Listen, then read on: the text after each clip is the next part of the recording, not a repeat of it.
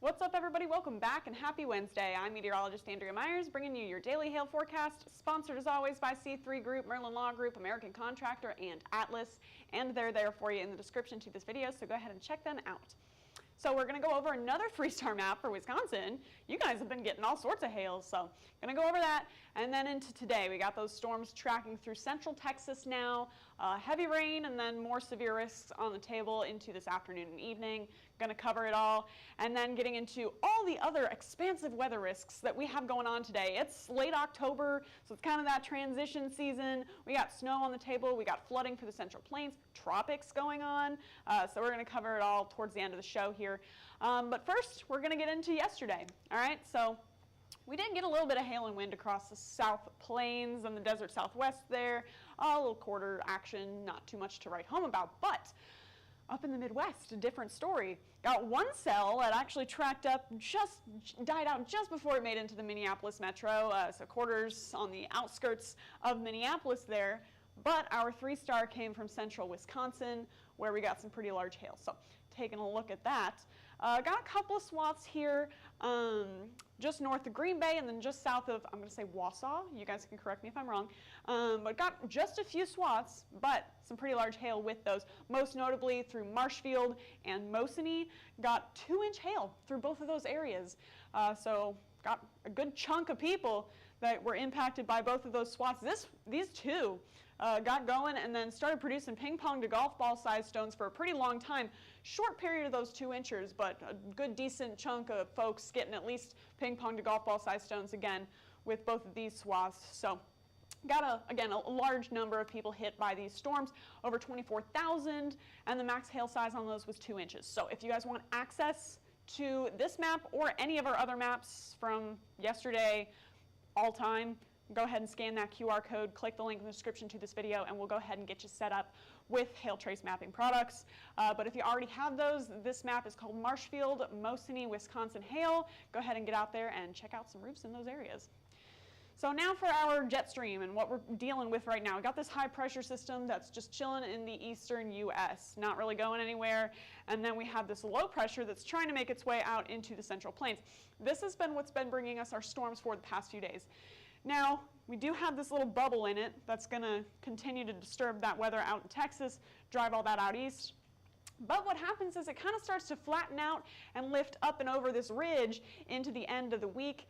We'll see what happens with this little wiggle in the jet stream that tries to drop down off of the main jet. But we'll see what happens with that into the weekend. But right now, the main bulk of our jet stream is pushing up to the north over that ridge through the late part of this week and into the weekend. So, but I mean, it's done its thing for the beginning part of this week.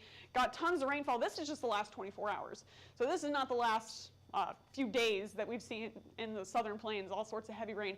Just in the last 24 hours, got almost 1 inch of rain in Dallas, almost 2 inches in Wichita, almost 3 in Kansas City. Lots of rain hitting the southern plains as well as up through Minnesota and Wisconsin, where we also got notable rain up through Minneapolis, near the Green Bay area, central Wisconsin, etc. So lots of people seeing, heavy rain and flash flood potential, particularly through the southern plains. There you go. Got our flood watch in effect through central Oklahoma all the way down into south central Texas, as well as parts of Kansas here. And just any low-lying areas, any rivers, creek beds, floodplains, etc., could potentially see some rising water with the continued rainfall that's moving through the area. And this is all going to last until Thursday. Well, we wait for these systems to move out of the way. Then up north, we got snow. We got lots of it too. Winter storm watches, if you guys are in this purplish, grayish color, and then winter storm warnings, winter weather advisories, freeze watches, all the winter stuff is on the table right now. Most notably, if you guys are in those winter storm warnings or winter weather advisories, Heavy snow is expected, as well as some areas could get some mixed precip, get some ice working its way in there, and some higher winds. So just in general, going to make travel across this area kind of a nightmare, and that's going to last through the next few days, unfortunately. So let's take a look at those snow accumulations. There you go. Making its way off to the east. So now if you guys are in North Dakota, eastern Montana, the Yellowstone area, you guys could get a decent amount of snow by your Friday afternoon, and then, you know, still getting 2 to 4 inches in some areas out through western Montana, Idaho, up through the Olympic Mountains, even down into Salt Lake City could see some snow. So potential to get quite a bit more winter weather up north, flooding down south, and severe weather. And that's what we got going down here. There's that whole line of storms tracking through Kansas, Oklahoma, Texas. This is expected to be the most severe part of it, and that should ramp up a little bit into this afternoon and evening. Could produce all risks, but the main risk is going to be wind with this system, since we've already got a line forming. And then, you know, up in Montana, there you go. Already got some mixed precip as well as some scattered rain, tons of cloud cover, and potential to see more snow continuing to accumulate here as that winter storm moves out of the way. And then the rest of us, you know, got scattered showers going on, some cloud cover up through the North Plains. The only place that's really, you know, sunny and dry is going to be the desert southwest and the far southeast if you guys are in that high pressure zone or out of the way of that trough. There you go. Again, there's that trough, bringing all that winter weather, severe weather to the plains, and again, keeping it in the 50s and 60s in central part of the nation, much colder up north, a little bit warmer down south where we had that severe weather potential. So here's our future radar in the coming hours, that line tracking off to the east. Now this part is really what we're watching for hail here, where anything stays broken apart in South Texas. All right, got a little bit of instability to potentially spit out some quarters, so nothing crazy. But then up north where we got more of these line segments, that's looking like more of a wind chance, and that's what's going to be tracking into Dallas later tonight. Very slowly but surely, probably going to see a ton of rain on this. Again, this line's not moving quick, so flooding is going to be a big potential on this, as well as those high winds, possible tornadoes, and hail with anything that stays broken apart as that continues to track east and breaks up just a little bit by your Thursday morning, but still kind of going overall. There's those future wind gusts there tracking into central Texas by around 3 p.m., ramping up to, you know, maybe some 40-mile-an-hour gusts here and there. But we will see very localized gusts up to 60 with this as it tracks off to the east. So again, we're going to see lots of rain, wind picking up, and then potentially some very scattered severe threats. And so that's what we're going to show you guys here. For your hail forecast, low end chance, and Del Rio, you guys are going to be the main city in that risk. But anywhere that's highlighted there could see maybe a quarter or two, and mostly sub-severe hail for today. Again, nothing crazy.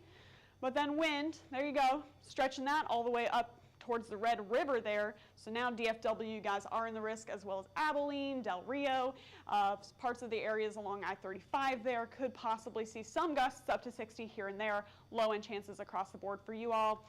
And then keeping the chances low for our tornado risk, although they're still there, so you gotta keep that in mind, but Del Rio up to Brady, and then a little bit further north could possibly see a scattered tornado or two. And they should be very brief, very short-lived, but potential for tornadoes into today. Then things, you know, they're already on their way out. They're already weakening, so by tomorrow we should see a clearer day in terms of severe weather. So this is what I'll leave you with here. This is Otis, all right? So anyone's been watching the Pacific tropics, you know, Otis went from a tropical storm to a Category 4 hurricane in 12 hours. So caught a lot of people off guard here. Watched this rapidly intensify and then made landfall as a Category 5 hurricane in Acapulco, Mexico. Now we can see it starting to fizzle out, fortunately, for the people out there, starting to kind of die down. However, this thing just slammed Mexico and was fairly unexpected, honestly, for how quickly it intensified. So that's kind of been the story for the last 24 hours is Otis, which again, fortunately, is on its way out. But for our tropics, that's kind of what we've been watching for today. That's kind of the gist of that. So there you go. There's all your severe weather risks for today. You guys can go ahead and follow us on YouTube, Facebook, Instagram, Twitter, and TikTok. Hit See First on Facebook so you never miss a live video, and smash that subscribe button everywhere else. And then if you want to get in contact with us for any of our live national severe weather mapping products, scan that QR code up above me, click the link in the description, and again, we'll get you all set up. If you have questions about those, call us at 334-4245. You can email us at info@hailtrace.com or check out hailtrace.com for more details. And for now, I'm meteorologist Andrea Myers. Thanks for watching.